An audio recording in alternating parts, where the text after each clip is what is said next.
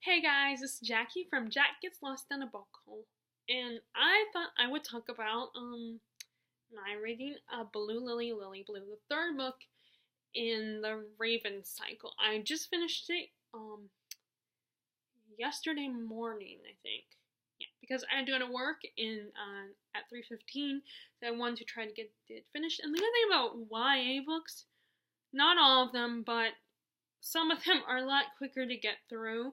I think it's because the authors of YA books, they consider that the fact that their readers, their attention spans don't always last as long. Not that people in especially my age group, because I'm actually almost 30. In a couple years I'll be 30, so I am an adult. But I feel like I feel like early 20s, late teens, emotionally. Um, but I think typically teen readers, not that they can't read a book that's over 500 pages, but I think sometimes they prefer reading books that are like this length because they don't take as long and you can read more than one book.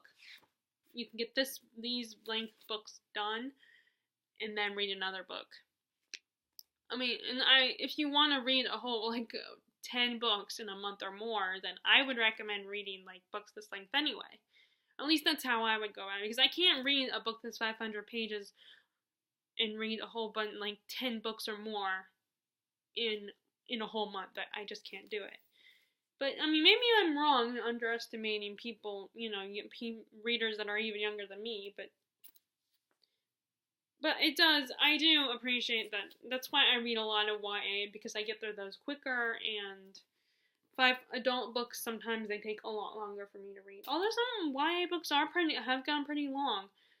But I think because of the writing style, I don't notice the length as much. I just zip right through. I still manage to zip right through. Like Harry Potter, I just realized recently, I mean, I didn't think about this, but the last 4 Harry Potter books are all over 500 pages. I remember zipping through those. Except I don't know if I zipped through the 5th one, because as I said in my previous videos where I talked about one of my wrap-ups videos, I talked about my second attempt at rereading the series, and I kind of stopped in the middle of the 5th one. So I'm wondering if that one took me a little bit longer to read. But anyway, so I don't know if I would. I guess I can say this one is my favorite so far of the series. I am kind of curious why people don't like the last one as much, because you would think people would love the last one because it's the last book, and typically the last book is the best book. I mean, and it's the second book experiences the slump of not being as good. Granted, with Sarah J. Maas's ACOTAR series, at least the current 3 books, people don't, including myself, were not happy with Wings and Ruin. I mean, I still love the book. I still enjoyed A Court of Wings and Ruin, but I agree that the whole climax of the book, like the war and stuff, was a little disappointing. And certain things happened that I'm just like, it doesn't, I feel like they were like coddling young teen YA readers, or with what happened at the end of this, or maybe Sarah J. Maas was afraid to do something in the book, but I think young adult readers could handle this particular thing I'm talking about. And I mean, they're actually getting pissed off of there. A lot of them are actually pretty pissed off about that. Now, I'm not as angry about it, but I do agree with everybody else about this particular thing. And if you read the book, I'm sure you know exactly what I'm talking about. Well, anyway, so I don't know I guess this one is my favorite, I think, so far. Sometimes I wonder if I'm just going along with everybody else. I mean, maybe I should think about it more and determine, am I only claiming this one is my favorite and the second one isn't as good because everybody else says that, and because typically the second book is not usually considered as good as the first book. But I don't know. Well, anyway, so I can't really tell you much, but I can, because I don't want to spoil it, although I'm sure most people have read this series and are ahead of me in reading it. Probably, like, most people probably already read all 4 books. But if you haven't, I won't tell you specifically, but I will give you a summary of the series as best I can. As I've said in the past, I'm not very good with this. So in the series is mostly about this girl Blue, who is from a family of psychics, but she does not have any psychic powers, except for that she can amplify other people's powers. And her mom has always told her that she's had like a premonition or something, or like that, or has read the cards, and it says that Blue will, when she kisses her true love, he will die. And the other part of this is she needs to stay away from these Raven boys, these group of boys that go to this prep school, which I cannot pronounce the prep school's name. I mean, if I ever got to meet Maggie Stiefvater, which I'm kind of hoping maybe this year I will, because last year I wanted to go to YALLFest in South Carolina, because I live in North Carolina and I have my grandma lives in Charleston, South Carolina, where in the rest of my mom's family, my mom's brothers and their families all live in Charleston. So it would and that's where YALLFest takes place. So it would be very convenient for me to go to downtown Charleston to go to the YALLFest. The only problem is, at the time when it was happening, I finally got a regular permanent job at a grocery store, and I was already going to ask off anyway for for the holidays and stuff. Like Christmas was coming up, and there was other things going on that I had to ask off for. Like, I think to go visit my sister in Virginia, which I was hoping to actually do next weekend. But because they want me to work on the 2nd, so I can't go with my parents to go see my sister and my little nephews, who I just love so much, and I'm so jealous that my mom gets to see them. But anyway, so I didn't want to ask off again, so I ended up not being able to go. But I'm hoping, now that I got this job and everything, I've worked for several months now, probably like 6 months. I'm not good at keeping track, so I'm hoping to be able to go. And if Maggie Stiefvater is there, I would love to meet her, and then I can ask her how to pronounce the name of the school. Anyway, so she's told Blue was told to stay away from the Raven boys, and of course, she runs into a group of these 4 Raven boys. And Richard Gansey III, everyone calls him Gansey. He's kind of the leader. Then you have Noah. I don't know what Noah's last name is. I can't remember. Noah, who's kind of the quiet one. Gansey's the charismatic leader.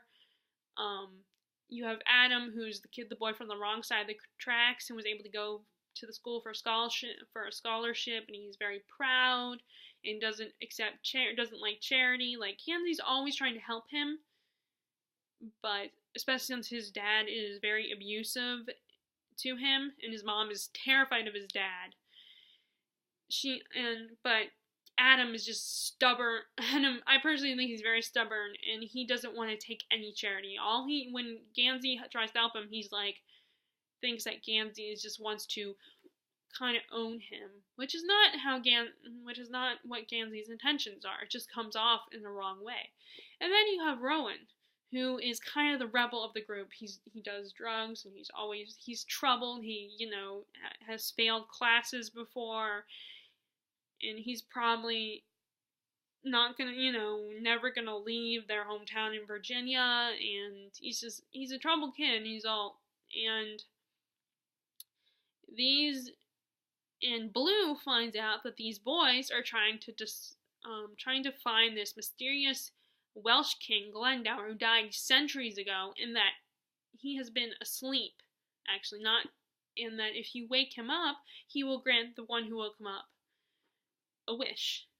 And Blue, despite the fact that she's been warned to stay away from Raven Boys, she feels drawn to these boys, and she's really interested in this mission that they have. So that's basically the whole series is basically on finding Glendower, and then there's a little bit of typical teen drama of a YA, where there's a bit of a love triangle in the first and second book. but I feel like it's not really dominant to the story. It's not, which is what one of the things I love about the series so far is that the romance, yes, it's in there and there are a lot of moments, but it's not like it doesn't dominate or overshadow the real plot. It's not the focus of the plot. It's not the main point. The main point is Blue's relationship with all four boys and them finding out about and trying to track down Glendower. And their relationship with her mom and all the other women, like her aunts and her cousin, because there are a lot of women that live in her home that are psychic. So like I said, this is the third book, and I think this is my favorite one. Like I said, sometimes I wonder if I'm only saying that because everybody else seems to think that way, and because ever since I started watching BookTube, sometimes I think that does kind of influence my views on the books I read.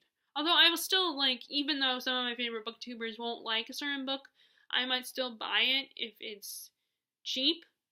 And, like, I know that some of the booktubers I watch don't like The Bronze Horseman, but I still bought it from the used bookstore. And if you watched, I did one of my book hauls or whatever, I talked about how I bought that. Or one of my previous videos, I mentioned that I bought that book for like $2 or $3.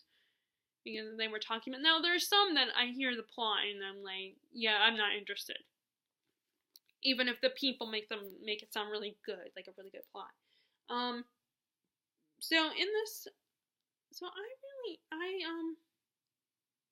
It's hard. I don't see, my problem with reviews is that I feel like they're almost like me just talking about how much I love the book.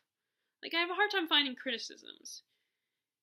I mean, I'm sure there are some that I can find, and whenever I watch someone else's review, I think, oh, you make a good point, that's right, I didn't think about that, or I can see what you're talking about, or oh yeah, I can see that's the bad aspect of it, but when I first do it, then it's like, I don't see it, because I get caught up in the high of the book itself.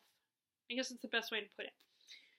So really I will just say the one critique I can think of, which is that sometimes, as beautiful and as much as I love the whimsical writing style, sometimes I get a little confused as I'm reading it, and I get a little lost in what's going on, and I don't entirely understand.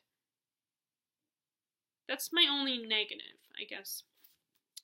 There's things that the characters do that I don't agree with, but I don't think that's a criticism on the book itself. I think it's just they're the type of person I don't agree with them and their decisions. Like, Adam is constantly frustrating me. I mean, I love the guy and everything, but he constantly frustrates me.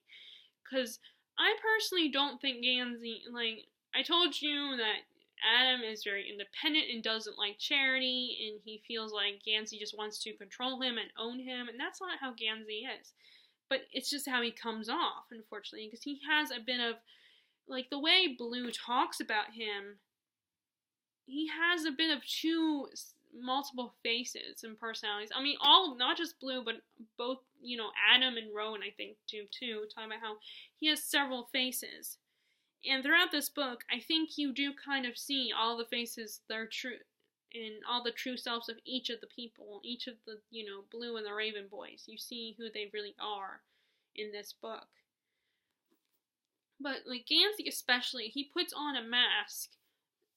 And I think it has to do with the fact that he is a politician's son, and that's how politicians are. I think the perfect quote to describe politicians was said in the movie Mask of Zorro, when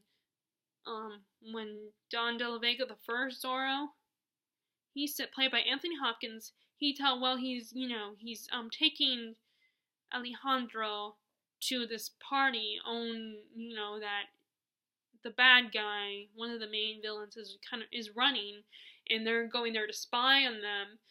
And Alejandro needs to learn how to be a gentleman and put on this gentlemanly persona. And De La Vega says to him that these nobles, that they say one thing but they think another. That's a little bit. I think that's kind of paraphrasing it. Um, so like they think one way about something, but then to please everybody else, they say something totally different. Like you see politicians do that all the time. You don't. I mean, of course, you don't know what they're thinking, but they always, especially during the campaign period, they make all these promises, but not all of them they're going to be able to keep. But they just do it to get people to vote for him. And that's the nobles and the politicians of like the 1700s are the same way of a long time ago. Have always been like that, and kings are like that too, probably. Although, well, no, because I mean, kings become kings no matter what. So, but I think Gansey does, but Gansey kind of has that mentality of putting on a mask as a politician's son. And throughout the book, Blue talks about how, or Adam and Blue, not so much Rowan, but Adam and Blue talk about how, like when he talks to authority figures, he puts on a different tone and acts like and pretends being an adult. When he's with his friends, he's different. He has a different persona, and so on and so forth. Or like when he's being the authority, even if he's not talking to an authority figure, he has a different persona, which I think is really interesting. Makes him definitely interesting and one of my favorite characters. Like, you do wonder what goes on underneath. The villains were very frustrating and interesting at the same time, but that's how a lot of good villains, I think, are. They're very interesting and frustrating. Like, I know some of the best villains, and the villains in here, and some of the best villains in real life are all, like, you threaten people that they care about to get them to leave you alone, but then they have this attitude, oh, please, you won't do anything. You won't kill, my wife or my sibling or whatever. And then a lot of times they end up killing them. They end up doing themselves. Like, actually, I was watching a little bit of Charmed this morning, and that's actually what happened. They were up against a villain who they were gonna threaten his sister, who he seemed to really care about, but then when they tried to threaten her, he just killed her himself. But yeah, although it turns out that what I kind of like is how, you have one villain and then it turns out that they're not as scary as another person who didn't seem to be a villain at first. They seem to be a more weaker character in the relationship, which I really liked. Let's see, what else? I don't know. It's so hard to summarize these, but I'm just really bad at reviews. There is a lot. I mean, I really like this book, and I love the covers. I love the covers. As I've said before, I love the covers on these books. They're so beautiful, and I like how they look like a painting, like a stylized kind of painting.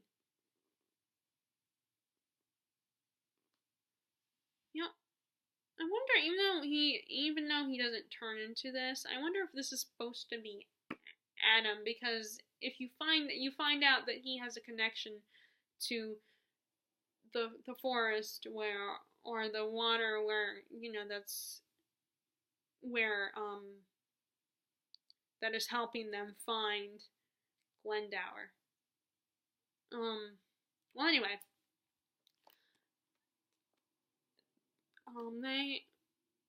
they add a lot of interesting new characters throughout the series. Mallory's kind of interesting. The character Mallory. I mean, he's not my favorite, but he's definitely interesting. Like, I think that about all characters. I think they're all new characters are always interesting. I mean, I've never been bored by a character.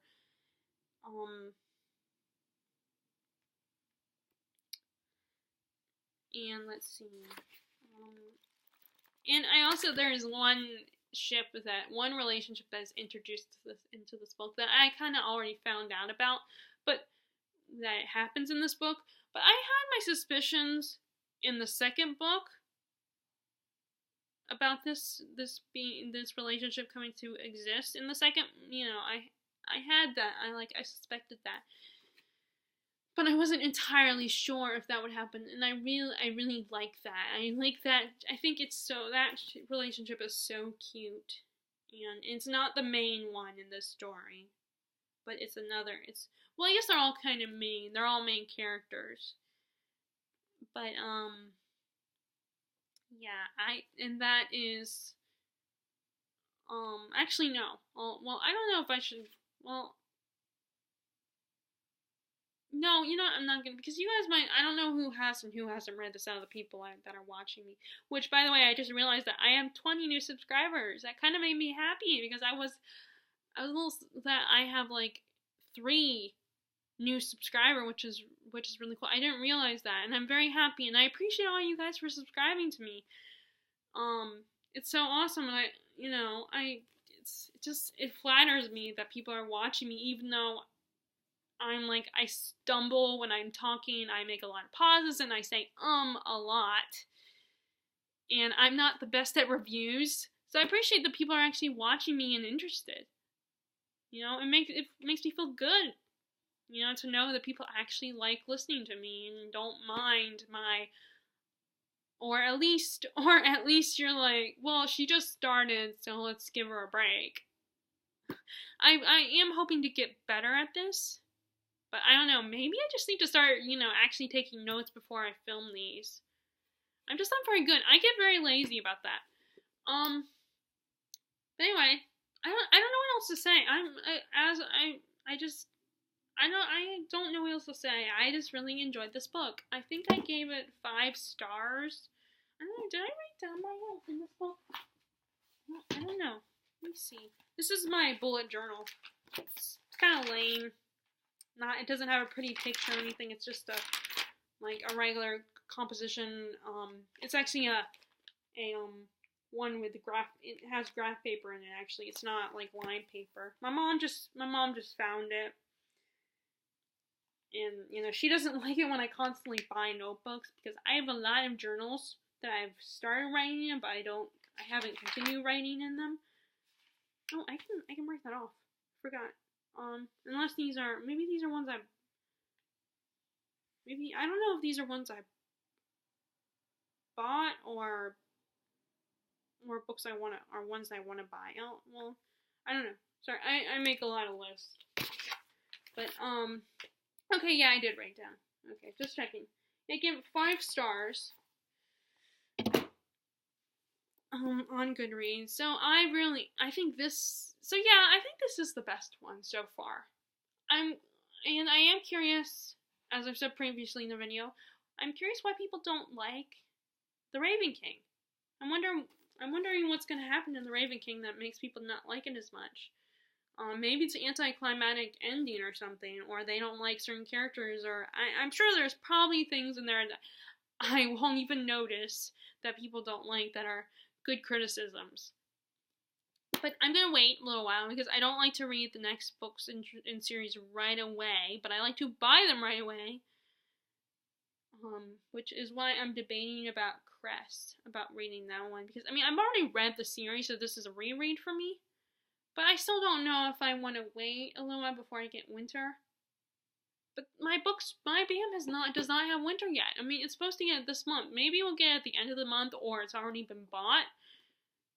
I don't know, but I'm anticipating that. But anyway, so that's this most recent book I finished. So I did do a wrap-up of the books I've read this month, but I didn't include this one, even though I wanted, because I thought I might potentially be able to go to Virginia, and I don't want to make videos at my sister's house because there's no privacy.